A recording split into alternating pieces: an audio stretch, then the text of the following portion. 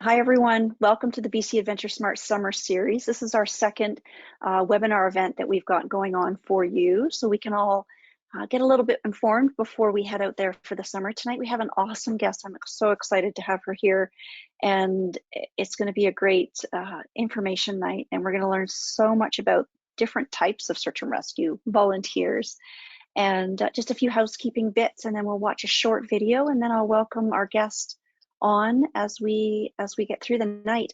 This is GoToWebinar. You're automatically muted and I can't see you, sadly enough. I wish I could. We can communicate though through the question and or chat feature, whichever one. I'm going to monitor both, and I'll just say a quick hello there in the chat so you can see, and you can also toss your questions, and then I can read those out near the end of the presentation after our guest is finished sharing. A quick blurb about the AdventureSmart program. Maybe you're a little bit aware of what we do. For the last 18 years, we've been increasing awareness to help reduce the number and severity of search and rescue calls in the province of BC. There's 79 search and rescue groups in BC with 3,000 unpaid professionals, volunteers who respond to around 1,900 search and rescue incidents just in the province of BC. AdventureSmart offers outdoor education in all shapes and sizes to everyone if you're aware and experienced and wise to the outdoors, or if you're new to the country or new to the outdoors, we have information for you as well. So great reminders and also great refreshers for those who are familiar. We have a great show tonight, and we're going to start it off with a little video from the BC Search and Rescue Dog Association. I'm going to switch over to that video and we'll watch that. It's just a little over 2 minutes long, and then I'll introduce our guest, and then we can hand that baton over to her. So sit back, relax, and stick around till the end of the presentation, because I'll have a skill testing question about our guest's presentation, and we have some great prizes to offer you tonight. So I'm just going to switch over here and we can watch this great video. Stand by.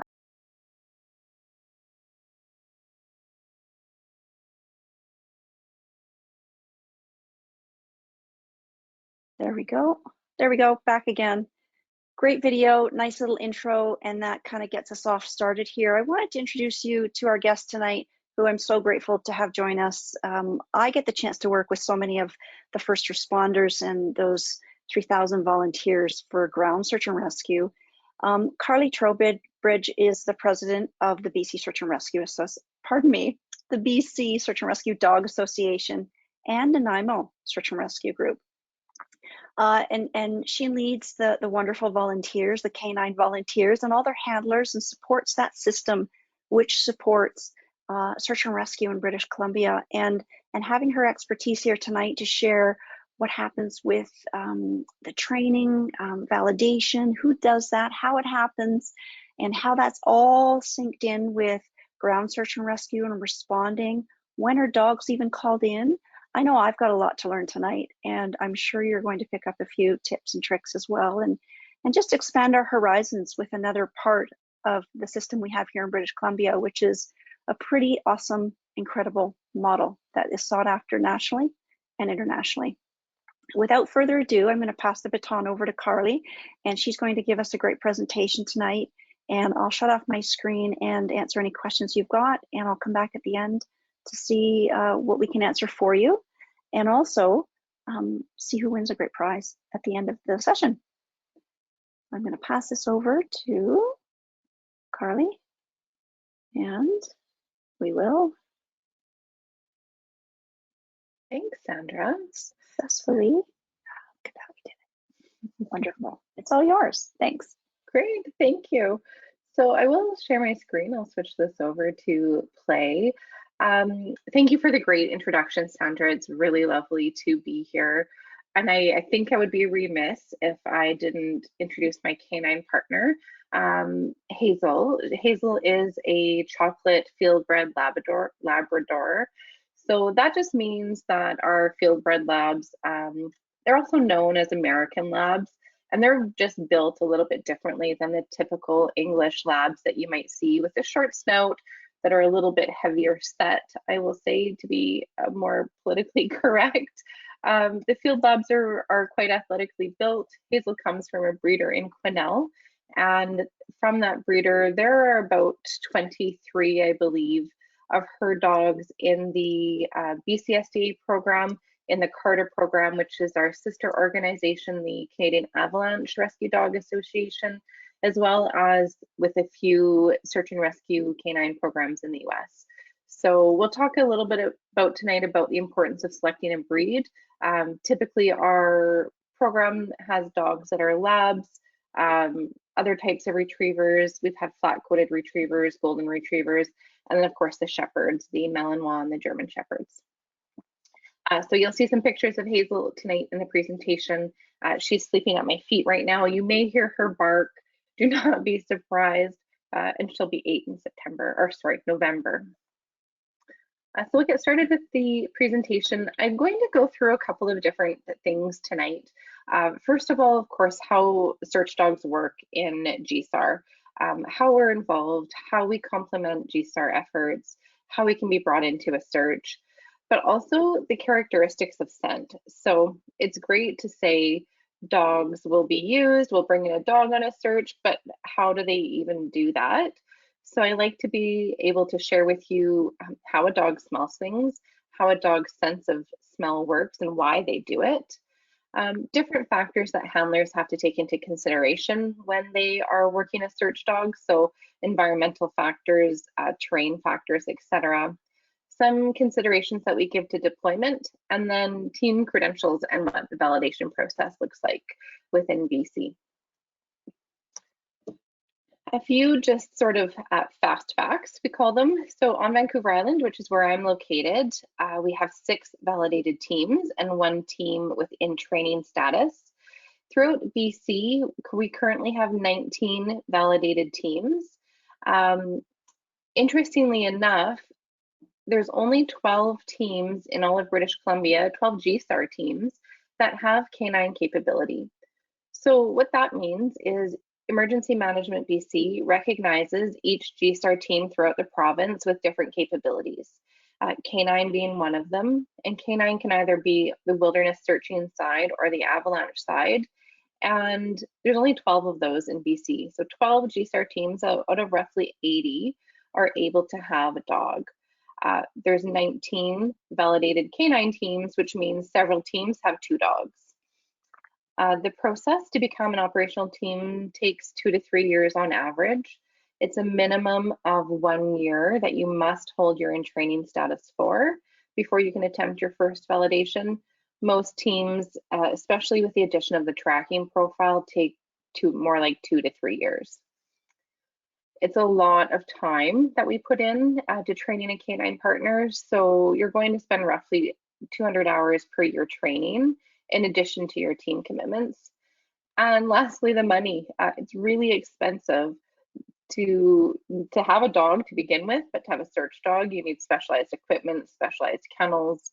You need to ensure that your vehicle is heat proofed, so to speak. There's a lot of considerations that go into being able to transport a working dog and keep them safe in all different types of weather. Most handlers receive some funding from their teams, but especially while you're in training, a lot of that funding is borne by the handler in the early days. So to start, some of the characteristics of scent. So what is a dog actually doing when they're searching? They are looking for essentially skin rafts. So if you think of a campfire, we're heading into the first long weekend of summer. I'm sure a lot of people have campfires out this weekend. When you're looking at your campfire, look at the way that the smoke is carried in the wind. So the smoke might rise up initially, and then it may start to waft and carry on the wind. It might spread out, it might kind of shift directions.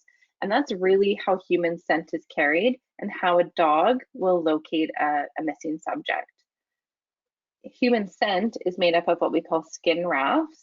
So each human sheds about 40,000 skin rafts per minute, which is a ton. And then there's also something called reinforced scent. So that makes up the total scent picture for the dog. And skin rafts come from things like cosmetics, detergents, perfumes, your natural scent, etc. So all of those different things go together. They carry through the wind like this campfire smoke, and that really helps a dog triangulate, if you will, the scent of a missing person. So that said, when we know the skin rafts and the scent continues or carries on the wind, excuse me, like campfire smoke, wind is the biggest consideration for a search dog handler.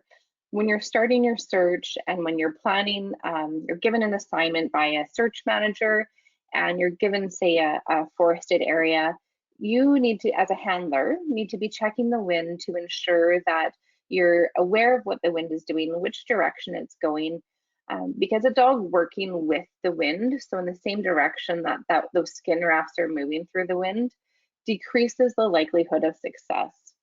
So we always want to be able to set our dogs up for success. And if they're moving into that scent cone, so the scent creates a cone through that campfire smoke type of spreading, if we're working our dogs into that cone on a continuous basis, or as much as we possibly can, that really sets the dog up for success. The range that a dog can detect somebody that's missing, say in a forested type of area, really varies depending on the wind speed and the wind direction. But I've had days where dogs can pick up at least 20 to 30 meters away. On a good day, if the wind's really in our favor, 50 meters isn't unheard of in a heavily forested area with lots of ground cover, etc. So where you wouldn't be able to see somebody laying down 50 meters away from you, say in Solisle, blackberries, whatever it might be, the dog can actually smell that person from that far away, and they'll be able to triangulate that. And I have a photo coming up that shows a dog working the scent cone. So the scent cone is, like we talked about, based off of that campfire smoke, but all of these different things will help create the scent cone and determine how strong it is. So the time of day, the weather, the wind speed, and the terrain. So this is one of our retired dogs from Fernie, and this dog is working a scent cone in this field, so very easy for the dog to triangulate. And what will actually happen, that smoke will spread out the further it gets away from the source and shape this sort of V shape or the scent cone. And the dog, as they move out of the cone or out of the smoke, so to speak, the dog's head will actually sort of snap and the dog will come back into the scent cone, and they'll keep triangulating, going back and forth and patterning through that scent cone until they pinpoint the source. Time of day is important because in the morning, scent rises from the ground as the ground is warming. And then in the evening, as the weather cools, scent starts to settle back on the ground again. Sun, obviously, hot weather, especially if we're looking for some ground scent in our tracking profile, the weather really is important because sun and warm weather will burn off scent a lot faster than, say, a cloudy, overcast day with a little bit of rain. So why do dogs smell? Why do dogs do this? It's not out of the goodness of their hearts. Dogs aren't going out because we ask them to, because we've said please and thanks, and you might get a treat at the end. A dog is really doing this because they're using scent as its primary cue for its prey drive. So these dogs are hunting their subjects in of course, the most lovely way, usually to give them a kiss or something at the end. But that's really what the dog is searching for. It's using its prey drive for its scent. There's a saying in dog or canine search and rescue that the nose knows. And we really need to be able to trust our dogs and understand that they smell things that we can't smell. And they also see and hear. I'll tell a story a little bit later about some unconventional ways that our dogs have found subjects. So we really need to trust what they're doing and follow them and constantly be aware of what they're telling us. If the scent membranes in a dog's nose were laid out, they would be about 2/3 the length of the dog's body. and a human's scent membranes in comparison would only be about the length of a paper clip. So you can see a dog has a ton more scent membranes than humans. Our sensory area is 0.5 square inches, and a sensory area in dogs is 21 square inches. So that works out to 40 times more scent cells. Sound, and this is an arguable fact, sound is the only other sense that can detract a dog from scent. But I would argue with a lot of our high drive, highly focused dogs in the program, even sound won't distract them. And if it does, it's really momentary. Say we had a gunshot in the background from a hunter or something, and the dog was on a scent, it would be, I think, a momentary distraction for most of our very high drive dogs in our program in BC. So this is just a little quote from a book, a really famous book. It's called Scent and the Scenting Dog. So 1 gram of butyric acid was made to evaporate evenly in all the rooms of a 10-story office building. A man would barely be able to detect its existence by standing in one of the rooms. However, if the same gram of butyric acid was diluted to fill the air above the entire city of Hamburg, the dog would still perceive it to an altitude of 300 feet. So dogs are incredible. Dogs have this uncanny sense of where people are and are able to smell things. Another analogy that I use when I visit schools is, say you're cooking stew and a human walks into the room and they smell the combination of all of those ingredients. You don't smell anything individually. You may be able to detect if that's chicken stew or beef stew or maybe, but a dog would be able to smell the peas and the carrots and the beef or chicken and everything all separately. And that's really how dogs detect people in the forest as well.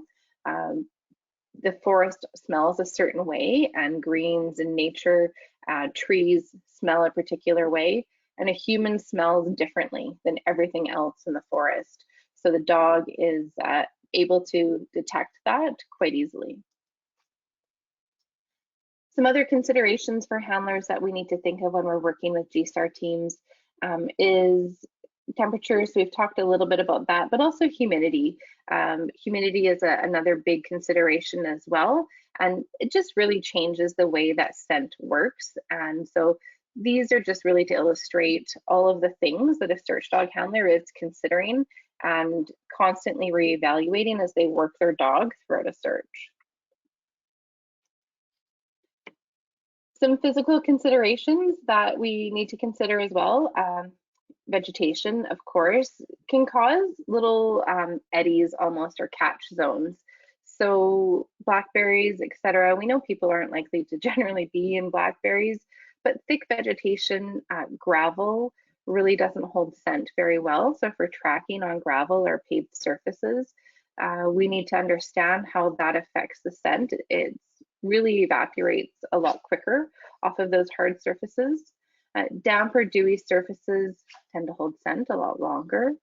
Frost, especially if say a clothing item of a subject has been dropped and then it's frozen, maybe thawed, frozen again, that will affect scent. How dry things have been. If we're tracking in very hot grass, or sorry, very dry grass, that definitely retains less scent.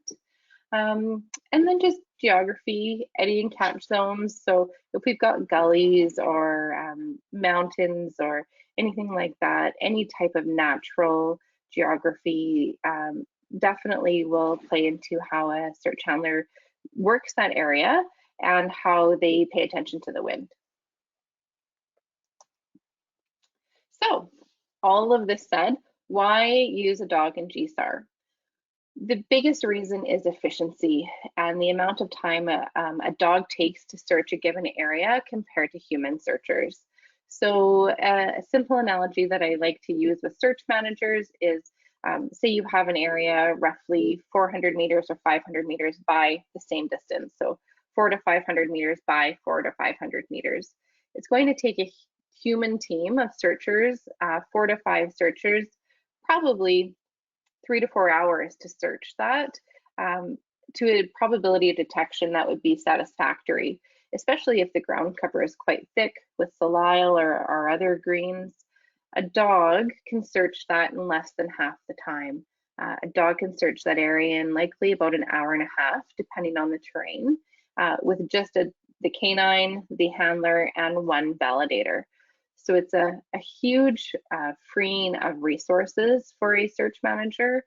You could have 4 to 5 people freed up to perform another task if you have a dog. Even more efficient is when we have multiple dogs. And our teams in BC have been known to work our dogs together on a search. It's particularly a type 2 or a grid search. And the dogs, rather than having human searchers, you'll have a team of, say, 4 dogs, and the dogs will cover a huge swath of land within hours that it would have taken probably at least a day for a human team to search. So there's really a huge time savings involved. We also believe that a dog can increase the probability of detection simply because they are seeing things and hearing things and sensing things that humans can't. There have been a number of instances where canines were brought in on ops period 2 of a search in BC, and human searchers missed the subject the day before. Usually this has been in the case of a deceased subject, but they really are able to pinpoint and narrow it down a lot better, especially if somebody's unresponsive. Dogs can do all different types of searches. So the word hasty, this is a little bit outdated. We don't use that term any longer. It's a type 1 search or an initial response type search. That's usually along a trail corridor, something where the dog is really scenting a couple of meters off the trail in either direction. Oh, and there's the dog barking. Sometimes we may have a dog work a trail, and what they're really looking to do is to see if that subject, that missing person, has left the trail at any point, and they would be able to pick that up and determine a direction of travel. Dogs are also really well used, as I just mentioned, for grid searching or type 2 searching, again, because of that time savings. And then also urban searches. Search dogs are not used quite as much in urban searches as they are in type 1 or initial type searching, trail searching, and grid searching. But they are starting to be used a little bit more, and that will come even further with the addition of our tracking profile, which we'll talk a little bit about later as well. Another thing that we need to take into consideration are previously searched areas. So if a dog is brought in, say in ops period 2 of a large search, and areas have been searched that day or the day before by other GSAR teams, by human teams, that's okay. We've done some anecdotal studies where we've gone into a field and we've put in an article of clothing, and we've had GSAR members stomp around that area and really stink it up. And then we let it settle for a couple of hours. The dog can go in and search that area typically with no problems. Ideally, of course, we are trying to put dogs in areas that have not been searched previously, but really the dog's sense of smell will always divert to the most strongest scent. So previously searched areas, while not ideal, are not necessarily a huge problem. And then if we have a deceased subject, sometimes dogs can indicate a little bit differently on that. So it's really, the onus is on the handler to ensure that they're training their dogs as best they can for all of those different types of scenarios, knowing what your dog may react like, how they may indicate. There have been a few instances of searches in BC where dogs found remains that were just skeletal, and the indication is drastically different. So it's constant awareness and a handler being able to really tell what their dog is doing and what they're trying to tell them. So obviously dogs can't talk. So what types of profiles do dogs do? We have what's called an air scent or wilderness profile. And what that means is the dog's offline, the dog has their nose in the air, and the dog is trying to detect any human scent within a forested or a wilderness area. our dogs aren't scent discriminant, so not scent specific. That means we don't need a piece of clothing or an article that this missing person had worn or lived with. They're just trying to pick out any human scent in that area. It's happened before, actually, to myself on a search where Hazel, we thought we found the subject. It was a missing 12-year-old up in Qualicum Beach, and this 12-year-old that looked remarkably like our missing subject was sitting underneath a tree in this wilderness area. Hazel found her, barked, thought she had done a great job. It wasn't the person we were looking for. So that is one consideration that we also have to be mindful of, is that sometimes it might not be the right person because we aren't scent specific. Tracking is really an art. It's really an art form that is a new profile to our dogs in Canada even. We've just undertaken the RCMP Civilian National Standard for Search and Rescue, and that involves a mandatory tracking profile as well as the air scent profile. So in this profile, the dog is on a line, like you see in the photo here. The dog has its nose down, and the dog is actually following scent that is accumulated in footsteps by the missing person. So typically you're going to see RCMP officers and other police officers that are canine handlers tracking with their dogs on a line, and they're tracking a criminal. So there's been some sort of crime. They're trying to pick up a direction of travel. Where tracking will really come into play in the GSAR world is, say we're on a large search and a GSAR team locates a piece of clothing of the subjects. They can bring in a dog can cut for a track from that location where that piece of clothing was found, and be able to pick up the scent of that track and determine which way the person walked. So much like a human tracking team, a dog is just a little bit more efficient because they're not having to physically look for sign. They can smell the sign and they follow that. And we have to run behind the dog, so they're moving at quite a fast pace. Some pretty common myths. We've talked about the first one, area contamination. We've also talked about the second one, that we don't need a scented item for tracking or air scenting of dogs. We also aren't cadaver dogs, so there's no human remains profile for civilian dogs in Canada. There are some RCMP dogs that are now human remains validated. And typically, if we know that this person has been deceased for a long period of time, we would bring in an RCMP human remains dog, or HRD is the abbreviation used. Another really common myth is that use of a dog might delay a GSAR team being able to enter the field. And that's something that we work really hard to debunk. And the reason for that is, we all know everybody wants to help, and we know that people want to get out in the field as fast as they can. And really, a canine handler is just a GSAR member with an extra tool that happens to have 4 legs and a great nose. The delay of teams certainly used to be an issue in the past, but really we worked quite hard to liaise with teams and to be able to put our handlers in areas that are complementary to what a GSAR team is doing. So there's no delay involved. We can task a canine team at the same time as other GSAR teams. And in fact, most dog handlers, especially in the summer months, are keen to show up, say, an hour early at a task, have a quick briefing from the search manager before all of the other GSAR members arrive, and head out before either it gets too hot or there's too many people. So there's a lot of flexibility involved with bringing in a dog as well.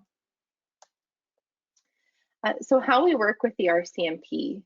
So all of the dogs in BC in our program are validated under the RCMP Police Dog Service. So we have some really wonderful police dog handlers that come out to our courses twice a year, and they conduct validations for us. A validation is a mock 90-minute search or a track that's been aged for 45 minutes. The track is 2 kilometers long. The air scent area, the 90-minute search, is a 400 to 500 meter area by 400 to 500 meters. Before any search dog is used in BC, we must also notify the local police dog handler of that area.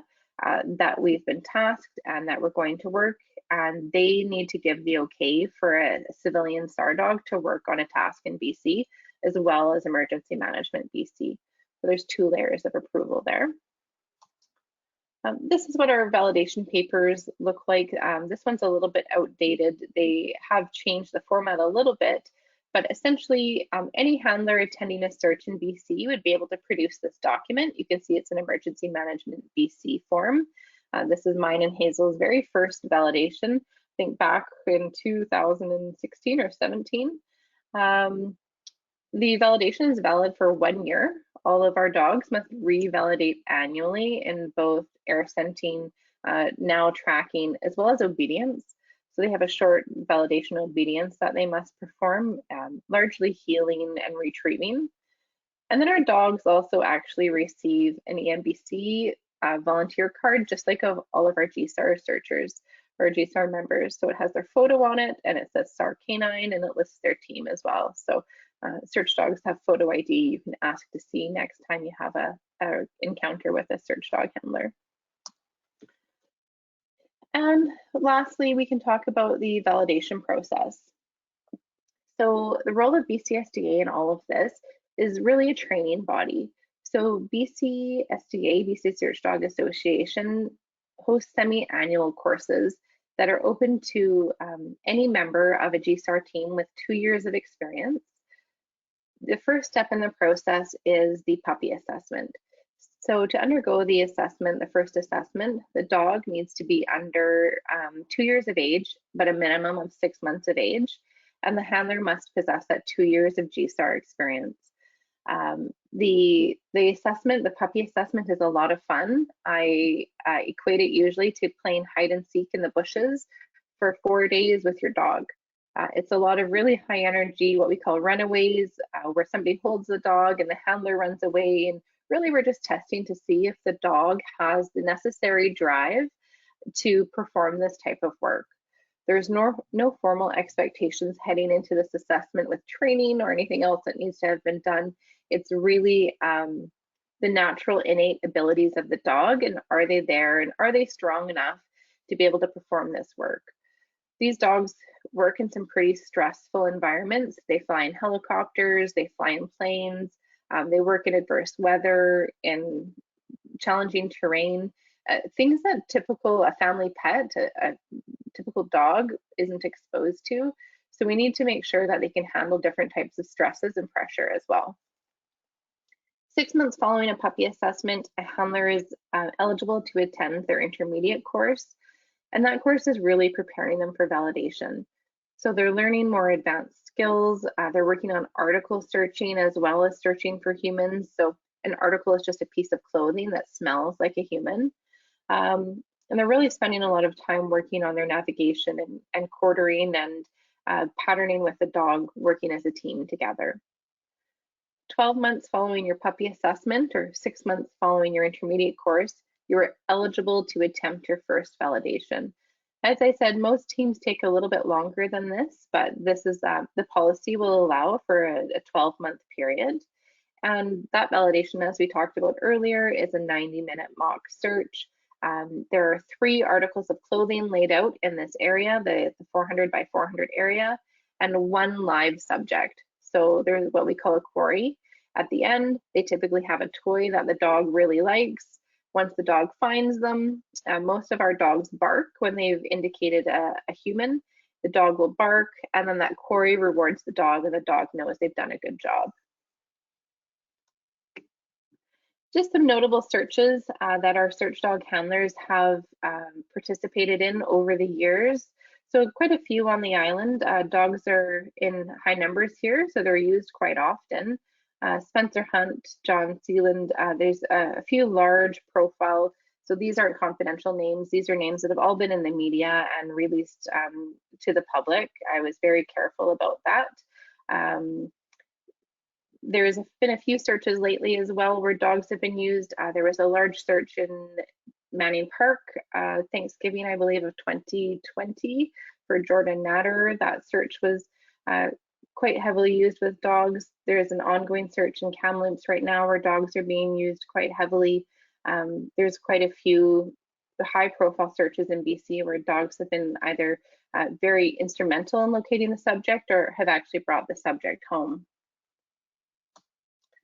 And this is a presentation I use for SAR teams. So this is my partner here in Nanaimo, Janet Rignestad, and her lab Rory, and then myself and Hazel. Rory and Hazel are actually half siblings.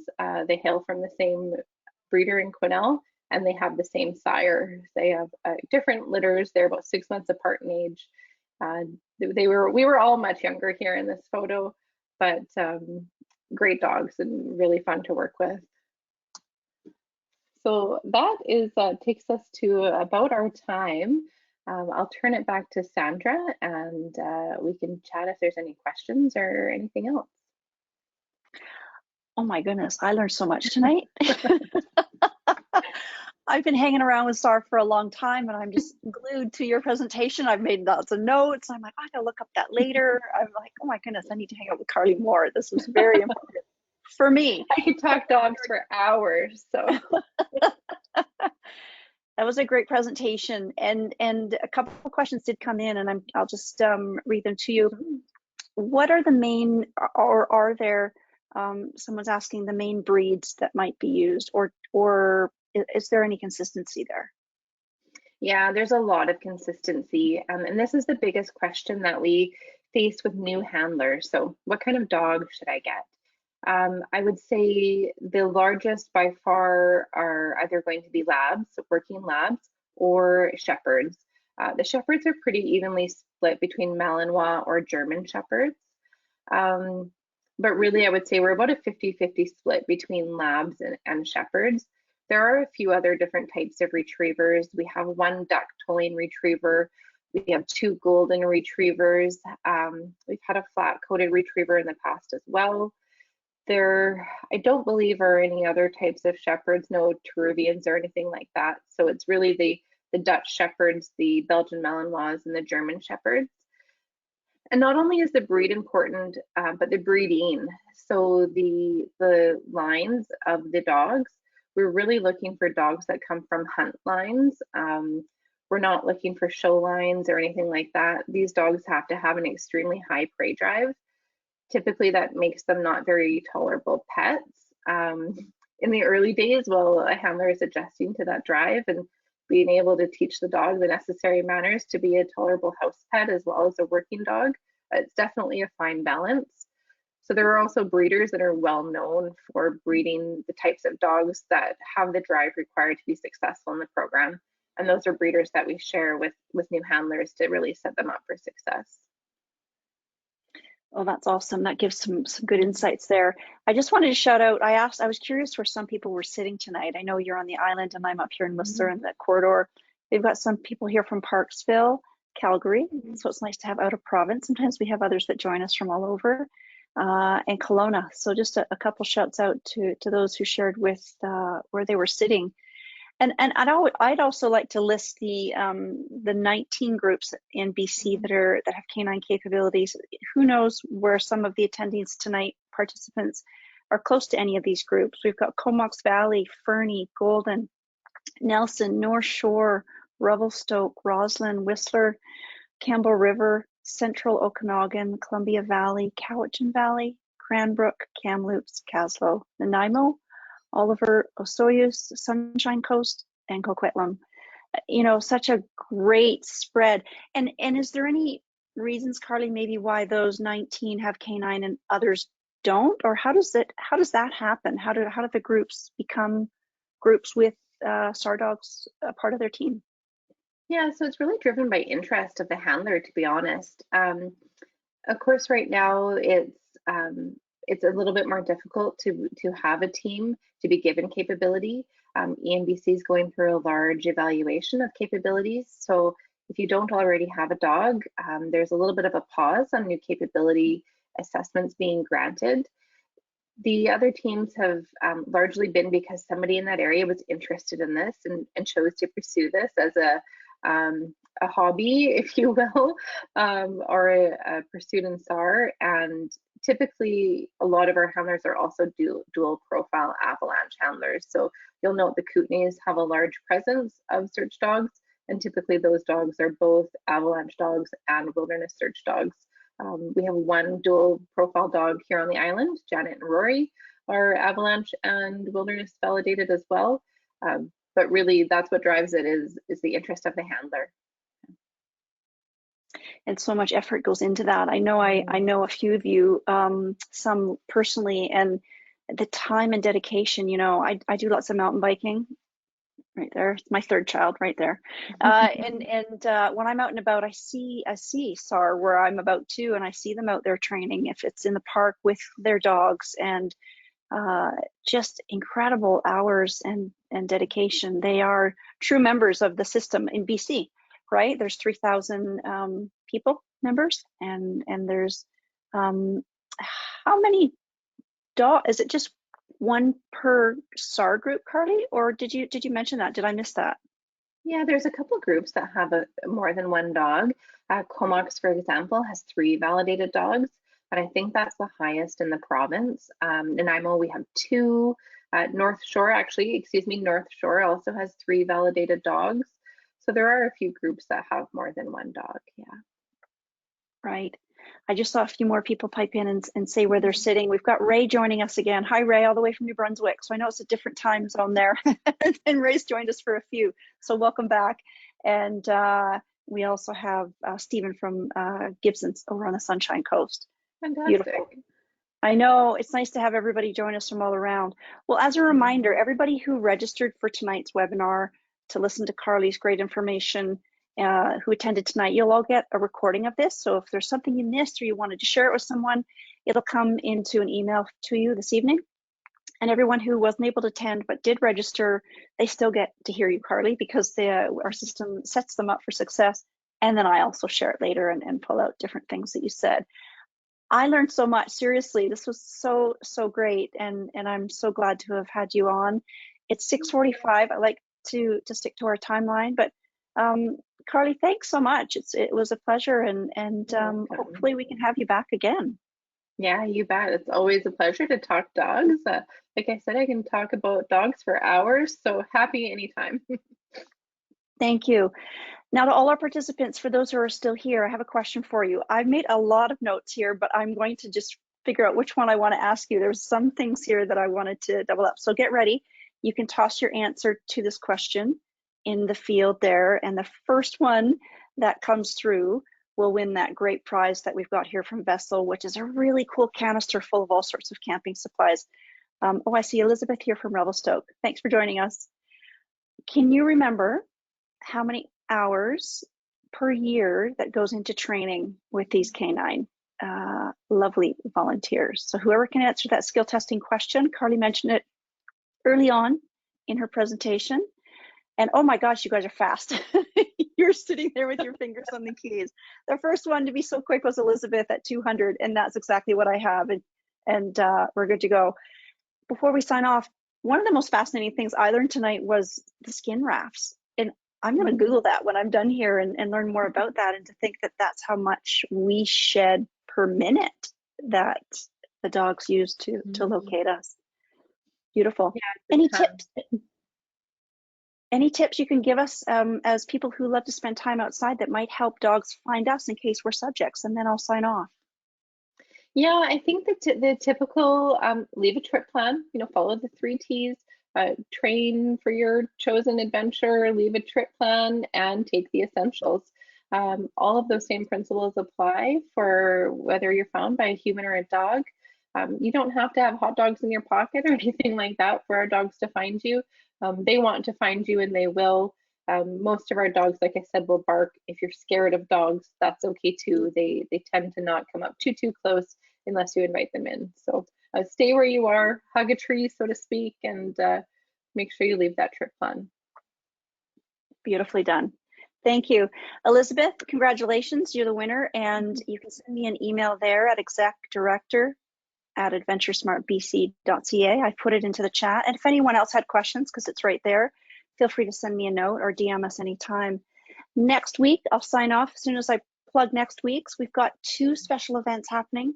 Back by popular demand, we have lost person behavior. So if you're a SAR volunteer, you know that that's a big one. And if you're a hiker or spend time any outside, you'll kind of want to check this one out. It's all about what happens when we're lost. As hikers and mountain bikers, the author of Lost Person Behavior, Dr. Robert Kester, is joining us on July 6th. And then on July 7th, we have a pilot, a deputy officer from PEP Air, Provincial Emergency Program Air, Fred Carey, is going to join us on July 7th. So next week's a full week as well. Thanks, Carly. Have a great summer. Thanks again. Thank you. You too, Sandra. Good night, everyone. Thanks for joining us. Take care. Bye.